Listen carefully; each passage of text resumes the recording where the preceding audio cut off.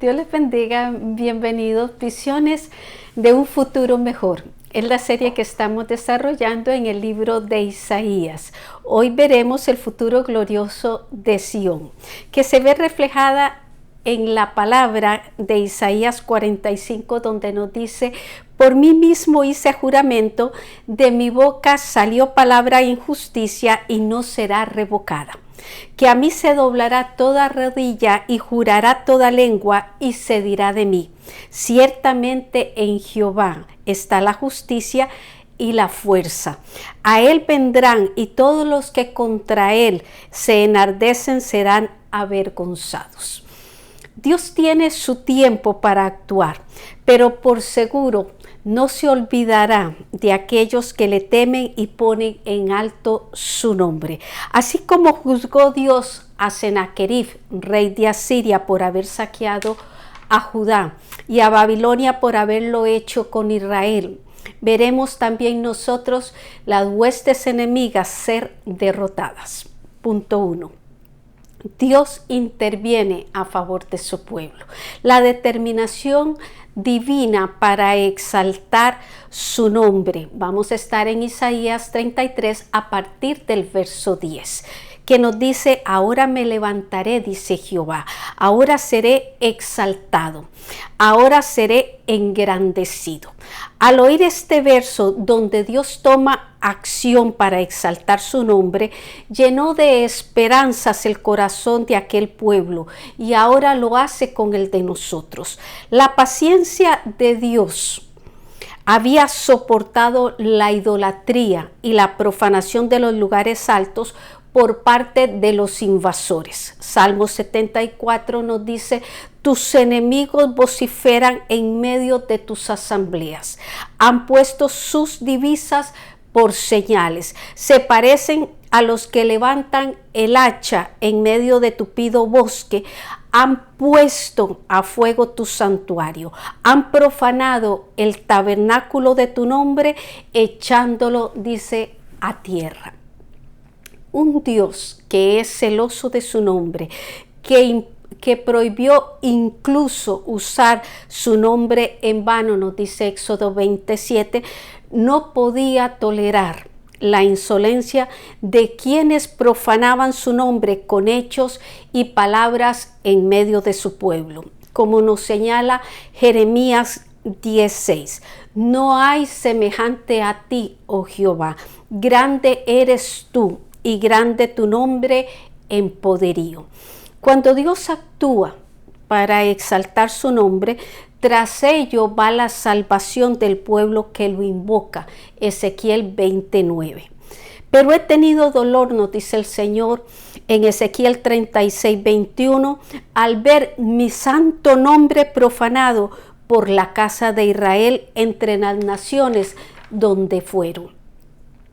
Aún el pueblo sea infiel, Dios es fiel a sus principios. Salvando él su nombre, salva a los suyos. La gloria del nombre de Dios está ligado a la salvación. Ezequiel 39:25.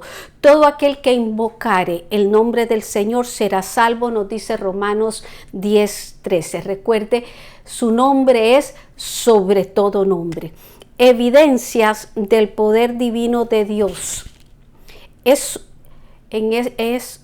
un lenguaje figurado el que usa el profeta en el verso que voy a leer para hablarle a sus enemigos. Verso 11.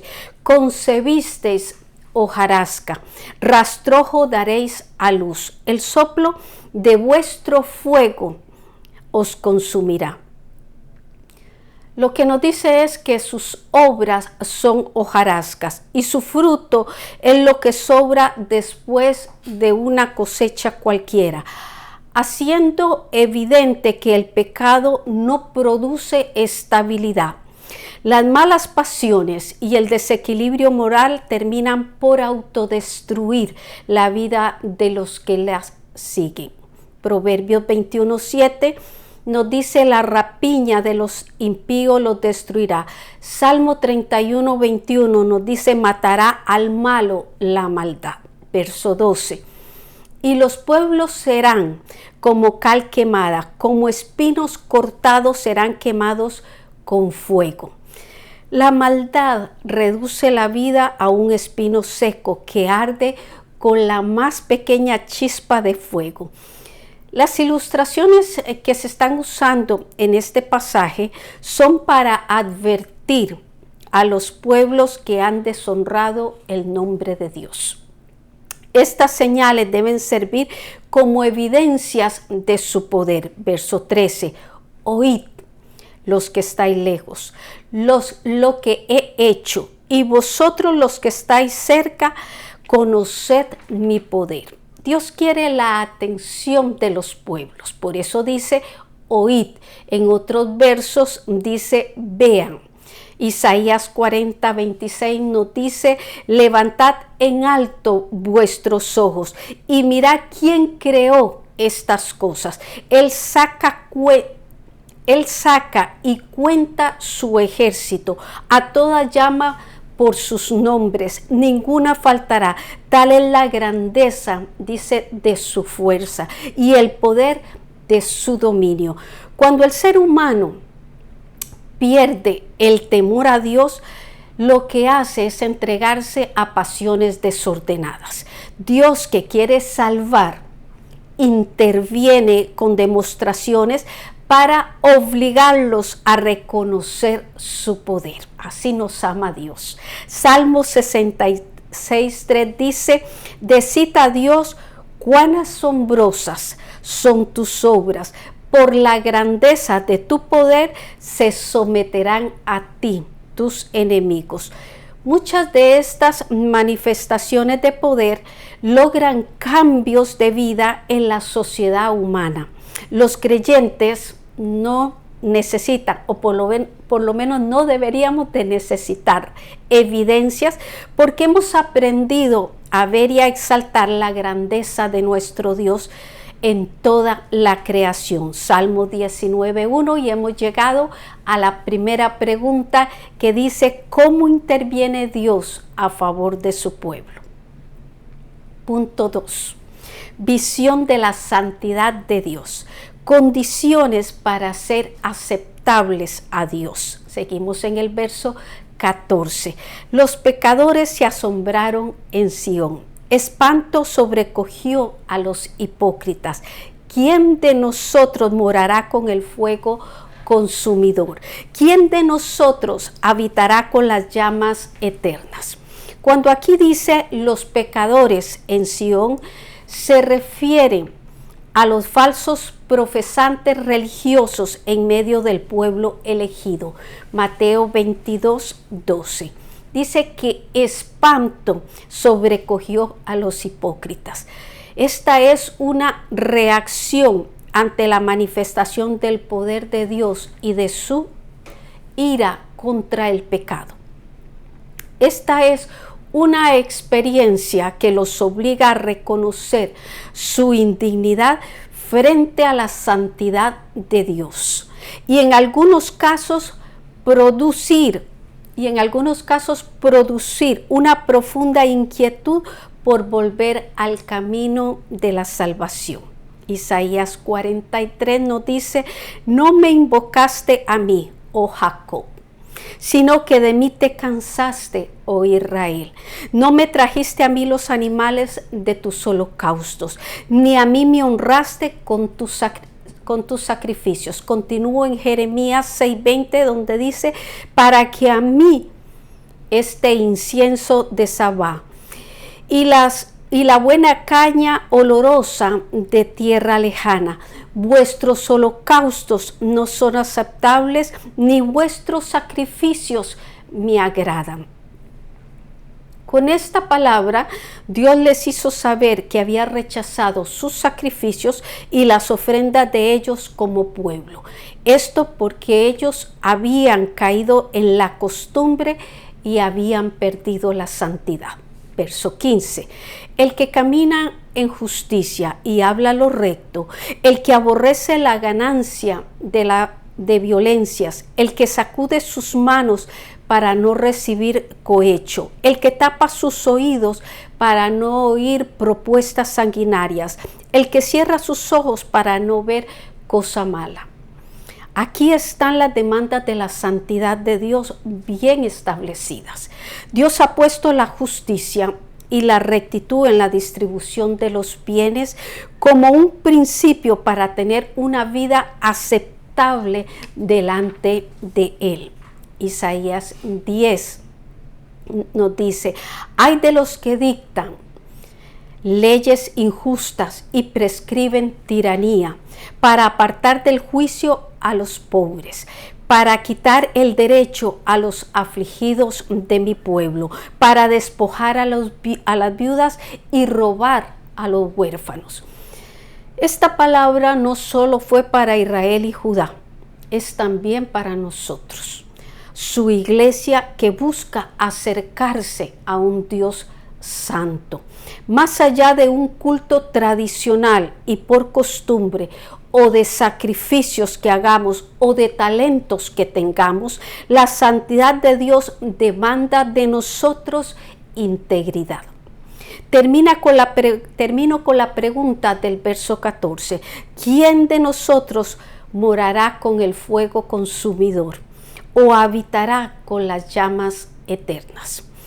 Es un reto a agradar las demandas de nuestro Dios, que es 3 veces santo. Ese fuego del cual se está hablando ahí consume a sus enemigos, pero también puede purificar a su pueblo si éste lo desea. Punto B. Promesas para los santificados. Sigo en el verso 16. Este habitará en las alturas, fortaleza de roca será su lugar de refugio. Se le dará su pan y sus aguas serán seguras. Siempre que Dios establece condiciones, incluye bendiciones. Dios nos reta a vivir de tal manera que podamos alcanzar el premio de la soberana vocación. Aún al mismo Cristo, cuando aceptó la cruz, se le anticipó el premio del sacrificio. Dice el gozo puesto delante de él, Hebreos 12:2. Este verso 16 nos da 3 grandes bendiciones a los santos que moran con el fuego consumidor y habitan con las llamas eternas. Una es la posición. Dice de habitar en las alturas.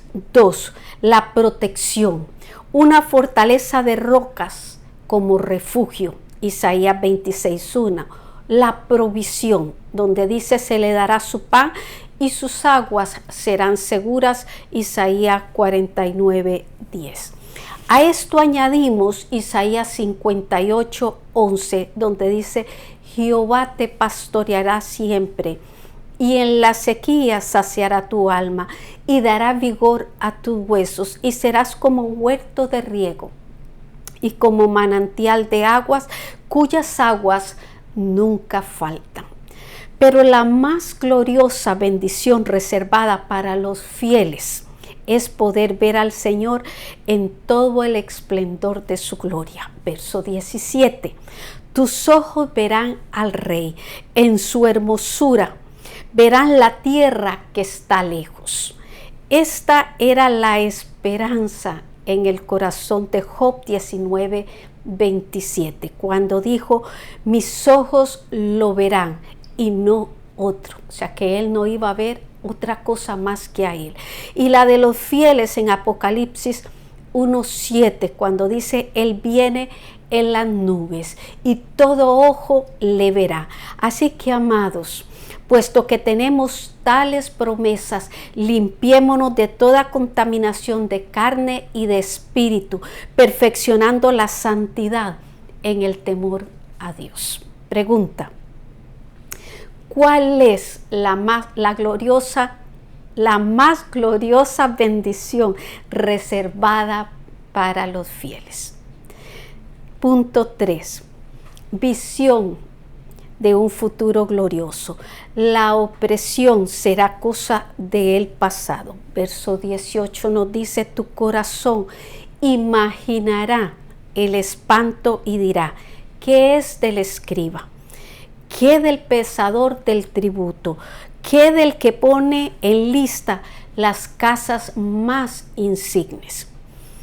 Estamos ante una visión clara del futuro, de ese futuro glorioso de Sión, una ciudad que podrá mirar al pasado con la seguridad que no se repetirán las malas experiencias que hubo anteriormente. Por eso decimos que estamos en una visión del futuro.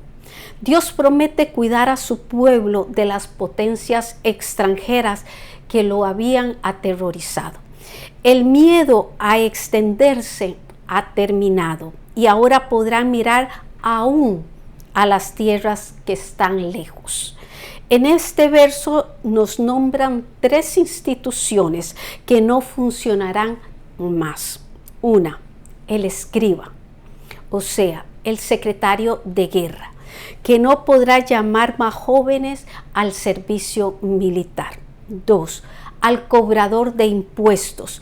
No podrá imponer más tributos gravosos sobre el pueblo. Y 3, el reclutador de hombres para trabajar. Ya no se contratará sin una paga honrosa. La transparencia en las comunicaciones será otra de las bendiciones de la libertad alcanzada. Verso 19. No verás a aquel pueblo orgulloso, pueblo de lengua difícil de entender, de lengua tartamuda que no comprendas. Muchas de las injusticias que se cometen al no dominarse un idioma y otros son privados de beneficios por no poder comunicarse claramente, serán cosas que se van a quitar. Israel sufrió mucho con la mezcla de lenguajes. La mitad de sus hijos hablaban la lengua de Asdod porque no sabían hablar judaico, sino que hablaban conforme a la lengua de cada pueblo, nos dice Nehemías 13:24. Este no es solo un problema social, sino que también lo es espiritual, especialmente cuando vemos los jóvenes que copian las costumbres del siglo y se apartan de la comunicación con la palabra de Dios. La mala comunicación entre padres e hijos no solo es asunto de lenguaje, sino de principios. Esto es lo que ha hecho el abismo generacional que tantos males ha causado a las relaciones familiares. La bendición del futuro es la de volver al principio, Génesis 11:1. Tenía entonces la tierra una sola lengua y unas mismas palabras. No solo se derribarán las barreras del idioma, sino también la variedad de significados de las palabras. Esto último provoca malos entendidos que se convierten en problemas. Sin orgullo y sin vanidad, el futuro que nos espera es de sencillez y de humildad, de paz y de hermandad. Punto B. Afirmación de la protección de Dios, verso 20. Mira a Sión, ciudad de nuestras fiestas solemnes. Tus ojos verán a Jerusalén, morada de quietud, tienda que no será desarmada, ni serán arrancadas sus estacas, ni ninguna de sus cuerdas, dice, será rota. Esta promesa alienta el corazón de nosotros como hijos de Dios. Podremos ver la ciudad amada, cuna de tantos recuerdos, donde las fiestas solemnes tenían un lugar prominente. Estar firme ahora, confiable y segura. Salmo 46 dice: Dios está en medio de ella, no será conmovida, Dios la ayudará al clarear la mañana. Esta seguridad no solo será para la ciudad, sino para el creyente, y se usa el monte de Sión y la ciudad como símbolo para decirnos lo que ahora voy a leer en el Salmo 125. Los que confían en Jehová son como el monte de Sión, que no se mueve, sino que permanece para siempre. Como Jerusalén tiene montes alrededor de ella, así Jehová, dice, está alrededor de su pueblo. Verso 21. Porque ciertamente allí será Jehová para con nosotros fuerte, lugar de ríos, de arroyos muy anchos, por el cual no andará galera de remos, ni por él pasará gran nave. Con este verso se nos compara la defensa de Dios por Sión con la de un fuerte, un muro contra el cual se estrellarán sus enemigos. Isaías 37:33 dice: por tanto, así dice Jehová acerca del rey de Asiria: no entrará en esta ciudad, ni arrojará saeta en ella, no vendrá delante con escudo, ni levantará contra ella baluarte. Dios asegura que no habrán naves de guerra que transiten por sus mares, cuando dice galera de remos, porque la paz será el fruto glorioso de la justicia divina. La plenitud de la bendición de Dios aquí es simbolizada por los ríos anchos, que no solo sirven para saciar la sed de su pueblo, sino también para riego, fertilizando así la tierra. Que estas promesas, hermanos, nos logren inspirar a avanzar firmes sin temor a las circunstancias. Primera de Juan 4:4. Mayor es el que está en nosotros que el que está en el mundo. Pregunta: ¿cuál es la esperanza de nuestro futuro? Reflexión. Empezamos con un gloria a Dios, que no somos dejados a nuestra suerte. El Espíritu Santo nos ayuda para que obtengamos la victoria por medio de la fe, y esto siempre, y podamos alcanzar las promesas que nos han sido dadas. Ninguna opresión debe someternos, porque el poder del enemigo será sometido por el poder de Dios, que es nuestra torre fuerte. Y si la aflicción nos quiere invadir por medio de nuestros enemigos, ¿cuáles son esos enemigos? La carne, el mundo y Satanás. Levantemos nuestra mirada y vislumbremos en fe la ciudad de Dios. Recibamos la fortaleza que nos da la gracia de saber que nuestro Dios ha vencido para darnos herencia entre los santificados, porque nuestra ciudadanía está en los cielos, de donde esperamos a nuestro gran Dios y Salvador Jesucristo. Filipenses 3:20. Y los espero la próxima semana con otra de estas visiones, la revelación de una auténtica libertad en Isaías 35. Bendiciones.